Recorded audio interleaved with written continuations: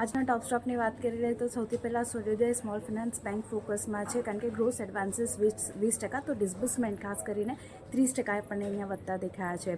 બીજી બાજુ મેરિકો સારા બિઝનેસ અપડેટના કારણે અહીંયા આપણું ફોકસ બનતું દેખાયું છે. સેક્ટરમાં સારી માંગનો ટ્રેન્ડ યથાવત છે અને ગ્રામીણ ડિમાન્ડમાં ખાસ કરીને સુધારો આવતો દેખાઈ રહ્યો છે.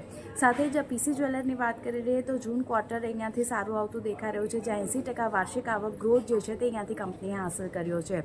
બજાજ ફાઇનાન્સમાં પણ પોઝિટિવ કામકાજ જોવા મળતું દેખાયું છે. અહીંયા તમામ ફ્રન્ટ પર સારા બિઝનેસ અપડેટ, જેમાં AUM ગ્રોથની વાત કરી લઈએ તો 25%નો વધારો આપણને બનતો દેખાયો છે.